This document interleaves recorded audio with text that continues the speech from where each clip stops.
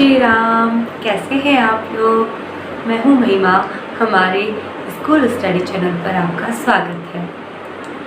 मैं आपको 10th class का साइंस पढ़ाऊँगी, जिसमें मैंने आपको 10th क्लास के साइंस का first chapter chemical reactions and equations, रासायनिक अभिक्रिया एवं समीकरण पढ़ा दिया है, उसको कंप्लीट करा दिया है। मैं ऐसी आशा करती हूँ कि आपने उसको अच्छे से पढ़ा होगा और समझा होगा। हम इसके क्वेश्चन आंसर्स कर रहे थे। उन क्वेश्चन आंसर्स को हम अच्छे से देखते हैं, समझते हैं। देखिए, हम आगे बढ़ने से पहले एक बात कर लेते हैं। देखो, आपने देखा ही होगा जब ठंडू का मौसम आता है तो आप लोग लकड़ियाँ जलाकर तापते हैं हाथ।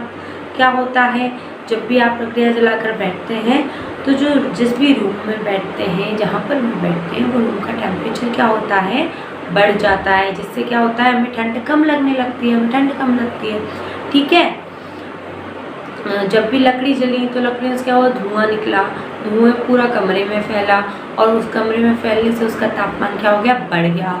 टेम्परेचर क्या हुआ, बढ़ गया, जिससे हमें ठंड लगना कम हो गई। बस यही पढ़ना है हमको आज। लकड़ी का जलना नहीं, जो लकड़ी के जलने से जो क्रिया हुई है उस क्रिया को पढ़ना है। क्रिया बड़ी सिंपल सी हुई है। जब लकड़ी जली तो उसमें से धुआं निकला, मतलब क्या निकला, ऊष्मा निकली। ठीक है, जब भी ऐसी क्रिया होती है जिसमें ऊष्मा निकलती है तो उस क्रिया को हम क्या बोलते हैं, ऊष्माक्षेपी अभिक्रिया। ठीक है, जब भी ऐसा कोई रिएक्शन होता है, जब भी ऐसा कोई काम होता है जिसमें से हीट निकले, तो उस हीट निकलने से जो रिएक्शन होता है उसको हम क्या बोलते हैं, एक्सोथर्मिक रिएक्शन।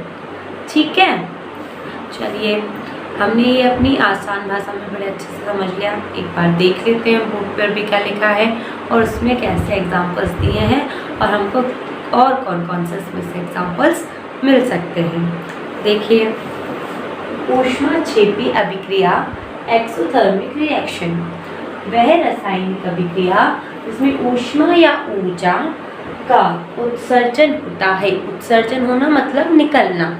ठीक है, the reaction in which heat is released. ठीक है, जिस भी रिएक्शन में हीट रिलीज होती है वो कौन सा रिएक्शन होता है, एक्सोथर्मिक रिएक्शन। ठीक है, जिसके एग्जाम्पल में हमने लिखा है लकड़ी का जलना, जो कि मैंने आपको अभी बहुत अच्छे से बताया था।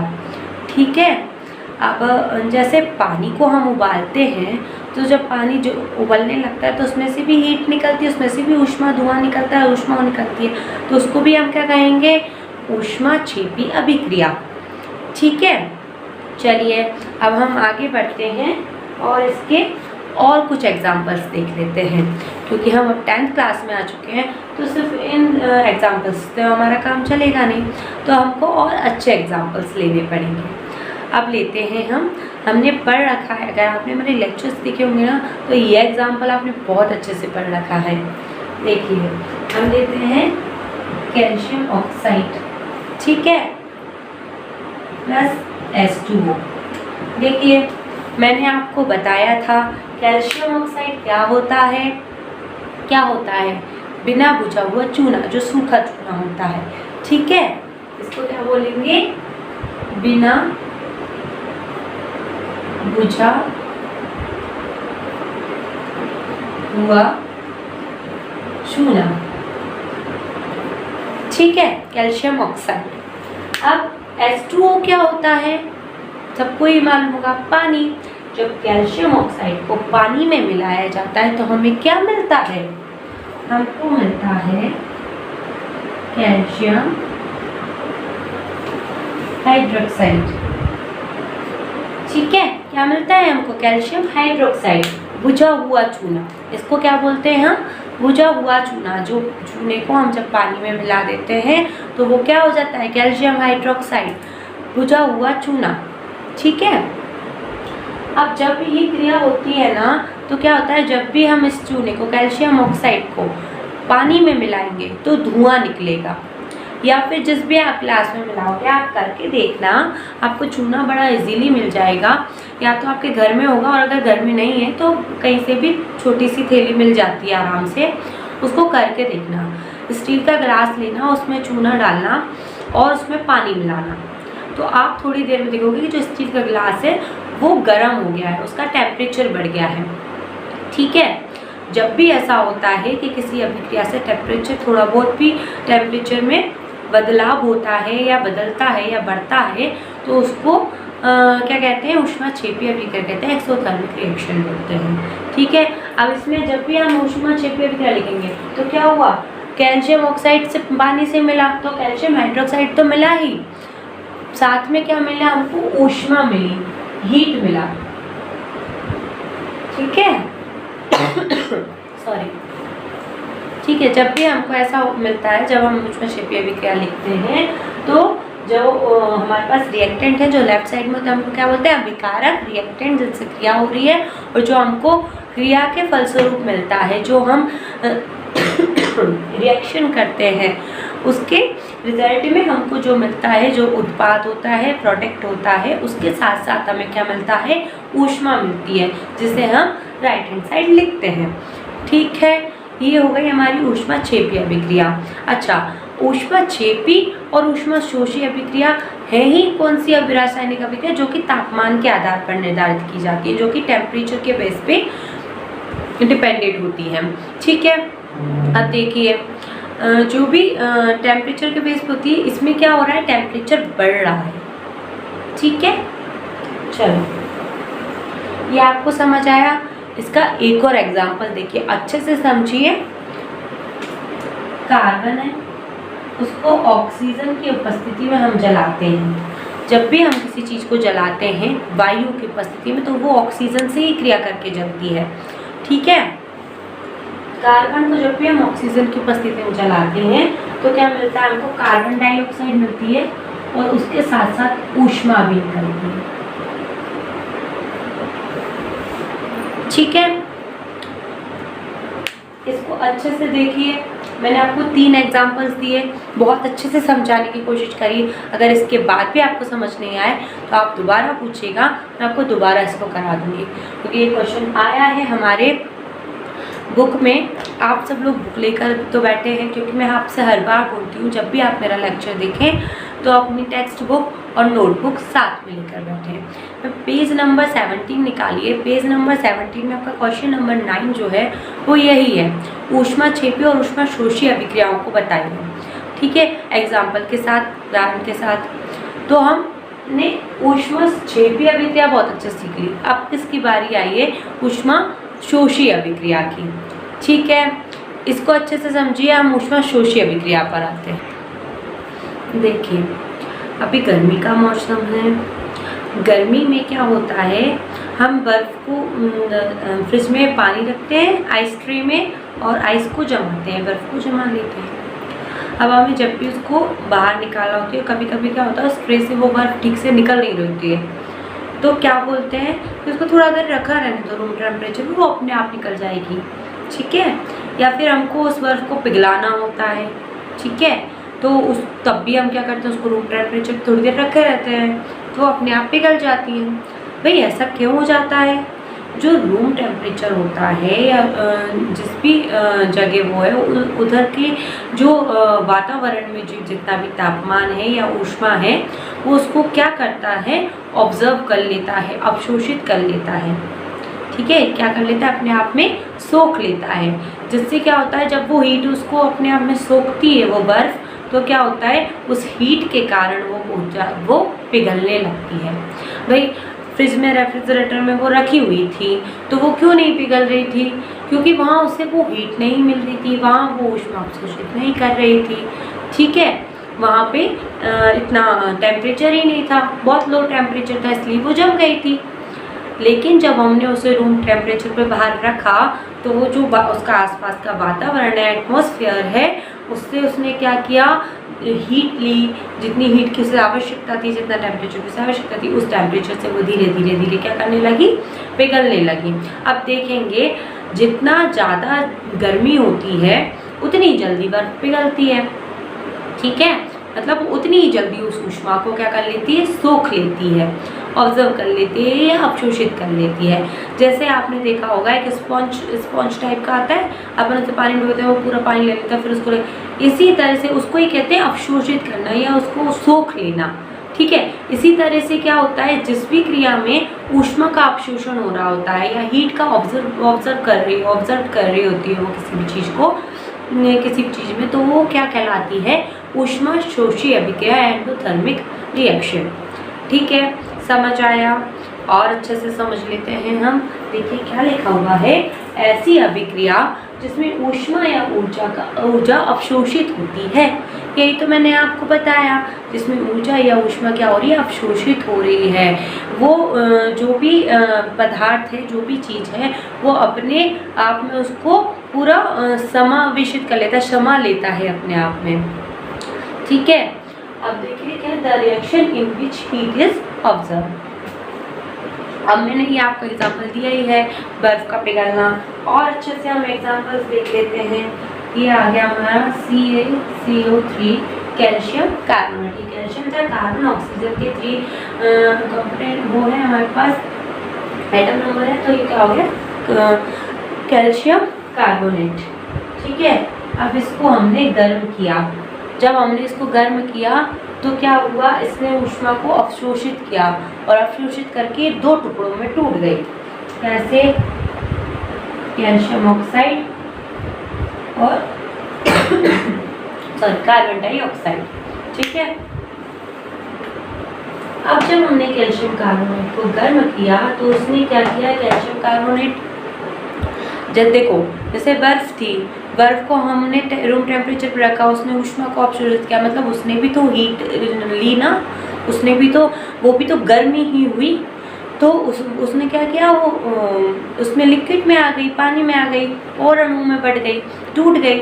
ठीक है, इसी तरह से क्या हुआ, जब हमने कैल्शियम कार्बोनेट को गर्म किया तो वो 2 टुकड़ों में टूट गया। एक क्या बनाया उसने, कैल्शियम ऑक्साइड, एक कार्बन डाइऑक्साइड। तो इसमें क्या हुआ, इसमें अब हमने यहाँ पे ऊष्मा नहीं लिख रहा है प्लस, क्यों नहीं लिख रहा है, क्योंकि यहाँ पे ऊष्मा उत्सर्जित नहीं हुई, ऊष्मा निकली नहीं। इसमें इधर लिखेंगे ऊष्मा अवशोषित कर ली इसने, ऊष्मा को ले लिया इसने। ठीक है, आया समझ? इसका एक और उदाहरण देख लेते हैं। देखो नाइट्रोजन है, नाइट्रोजन को ऑक्सीजन से क्रिया कराएंगे। ठीक है, नाइट्रोजन का रिएक्शन ऑक्सीजन के साथ कराएंगे। बट क्या होता है कि जो नाइट्रोजन होती है वो बहुत ही ठंडी गैस होती है, इसलिए आपने देखा होगा कि जब आग लगती है तो हम नाइट्रोजन सिलेंडर से उसको बुझाने का काम करते हैं। क्यों? क्योंकि भाई नाइट्रोजन जो होती है वो वातावरण में उपस्थित या एटमॉस्फेयर में जो भी ऑक्सीजन गैस है उससे इतनी जल्दी क्रिया करके आग नहीं लगाती या फिर हीट नहीं बनाती है। ठीक है, अब जब हम नाइट्रोजन की ऑक्सीजन से क्रिया कराएं तो वही अब ऐसे तो करेगी नहीं, तो हमको क्या करना पड़ेगा, उसको हीट देना पड़ेगी। थोड़ी सी हीट देंगे तब वो क्या करेगी, इसको बनाएगी। ठीक है, क्या बनाया है इसने, नाइट्रिक ऑक्साइड। ठीक है, अब इसने नाइट्रिक ऑक्साइड बनाया तो ये इसमें हीट ऑब्जर्व कर ली है। ठीक है, हीट ऑब्जर्व करके, क्योंकि भाई जब भी हम ठंडी चीज़ को गर्म करते हैं तो वो क्या करती है, हीट ऑब्जर्व कर लेती है या ऊष्मा को अवशोषित कर लेती है। ठीक है, आपको ये ऊष्मा शोषी अभिक्रिया समझ आई अच्छे से? अब हमने ऊष्मा क्षेपी अभिक्रिया देख ली, एक्सोथर्मिक रिएक्शन देख लिया और ऊष्मा शोषी अभिक्रिया देख ली, एंडोथर्मिक रिएक्शन देख लिया। आशा करती हूँ आपको अच्छे से समझ आया होगा।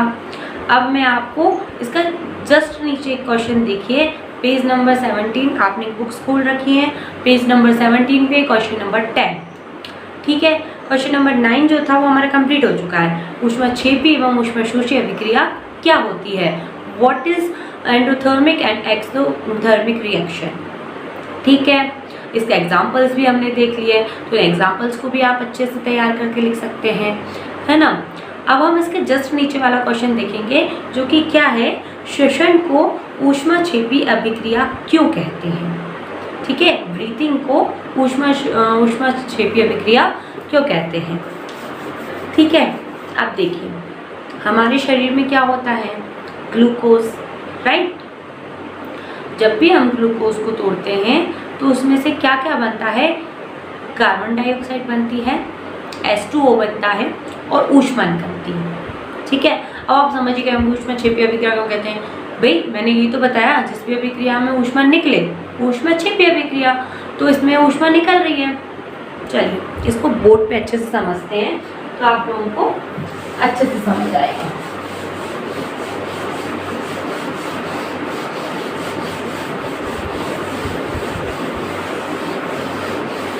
देखिए ग्लूकोज का फॉर्मूला क्या होता है, C6H12O6। ठीक है, ये क्या है, ग्लूकोज का फॉर्मूला है। अब हम सब जानते हैं कि हमारे शरीर में ग्लूकोज होता है। जब भी ग्लूकोज की कमी होती है तो हमारी एनर्जी लो होने लगती है, इसलिए डॉक्टर क्या करता है, जब भी हमारी एनर्जी लो होती है, चक्कर आते हैं, हम डॉक्टर के पास जाते हैं, डॉक्टर क्या कहता है, बॉटल चढ़वा लो। बॉटल क्या होती है, बॉटल में ग्लूकोज होता है। जब इतनी बड़ी बॉटल चढ़ रही है ना आपको एनर्जी के लिए, तो वो ग्लूकोज की बॉटल चढ़ रही है। ठीक है, तो हमारे शरीर में ग्लूकोज पहुँचा रही है। अब ग्लूकोज हमारी एनर्जी डाउन कैसे कर लेता है, क्यों करता है, देखते हैं। देखो जब भी हम इसको, ग्लूकोज होता है, ग्लूकोज को ऑक्सीजन से क्रिया कराते हैं। ठीक है, तो क्या मिलता है हमको सॉरी,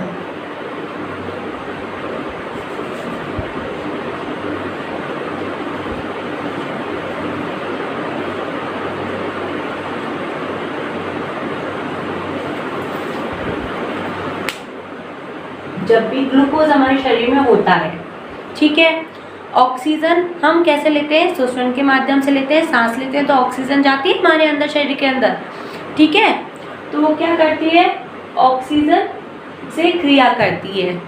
जब ग्लूकोज ऑक्सीजन से क्रिया करेगा, भाई ग्लूकोज ऑक्सीजन से क्रिया क्यों करेगा, जब, क्योंकि हम यहाँ पे क्या पूछा जा रहा है कि सांस लेते टाइम हम जब भी ब्रीथ करते हैं तो उसको ऊष्मा क्षेपीय अभिक्रिया क्यों कहा जाता है। तो हमने ब्रीथ ली तो सांस लेने में हम कौन सी गैस अंदर ले रहे हैं, ऑक्सीजन ले रहे हैं, और हमारे शरीर के अंदर क्या है, ग्लूकोज है। तो ग्लूकोज क्या करेगा, ऑक्सीजन से क्रिया करेगा, ऑक्सीजन के साथ रिएक्शन करेगा। जब भी ये रिएक्शन करेगा तो क्या करेगा, ग्लूकोज और ऑक्सीजन मिलकर 3 टुकड़ों में बढ़ जाएंगे, 3 प्रोडक्ट देंगे। ये हमारे रिएक्टेंट हो गए ग्लूकोज और ऑक्सीजन। ठीक है, अब इसको हमको 3 क्या दे रहा है, वो हमको प्रोडक्ट दे रहा है। ठीक है, क्या क्या प्रोडक्ट दे रहा है, एक तो हमें दे रहा है कार्बन डाइऑक्साइड, H2O जल और ऊर्जा। अब देखो कार्बन डाइऑक्साइड का क्या काम है हमारे शरीर में, कि हमने ऑक्सीजन ली, ग्लूकोज से क्रिया की, कार्बन डाइऑक्साइड बना, तो हमने कार्बन डाइऑक्साइड छोड़ी। भाई श्वसन की क्रिया क्या है, ऑक्सीजन को लेना और कार्बन डाइऑक्साइड को छोड़ना। तो जब हम ऑक्सीजन ले रहे हैं तो वो कार्बन डाइऑक्साइड कहाँ से आ रही है, वो ग्लूकोज से क्रिया कर रही है, तभी कार्बन डाइऑक्साइड आ रही है। ठीक है, तो उसने कार्बन डाइऑक्साइड बनाई तो हमने उसको छोड़ दिया। उसने जल बनाया तो जल हमारे शरीर में प्रयोग हो गया, और ऊर्जा जो बनाई, जिसे हम क्या बोलेंगे, एनर्जी, हमारे शरीर की जो एनर्जी है, ऊर्जा, ऊर्जा या ऊष्मा दोनों एक ही बात है। ऊर्जा या ऊष्मा दोनों में से कोई भी एक चीज़ अगर बनाती है तो उसको क्या बोलते हैं, ऊष्मा क्षेपीय अभिक्रिया बोलते हैं। ठीक है, एक्सोथर्मिक रिएक्शन बोलते हैं। तो ऊर्जा जो बनाई वो ऊर्जा हमारे शरीर की, उस ऊर्जा से हम काम कर रहे हैं, चल रहे हैं, बोल रहे हैं, ठीक है, पढ़ रहे हैं। ये आपको समझ आया। अगर आपको उसमें ऊर्जा निकाल रही है इसलिए हम उसको ऊष्मा क्षेपीय अभिक्रिया कहेंगे। किसको, श्वसन को, ब्रीथिंग को। ठीक है, समझ आया।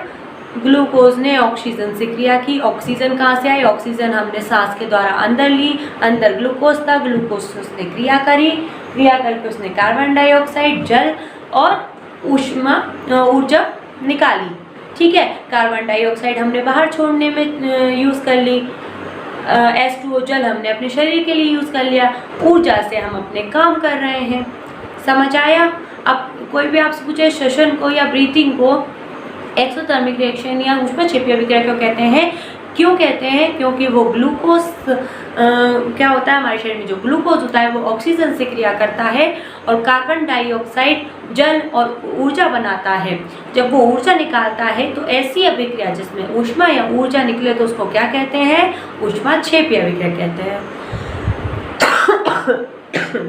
सॉरी। आशा करती हूँ आपको बहुत अच्छे से समझ आ गया होगा। नहीं आया दोबारा पूछिएगा, मैं आपको दोबारा बताऊंगी। नेक्स्ट लेक्चर में मिलते हैं कुछ नए क्वेश्चंस के साथ। जय श्री राम।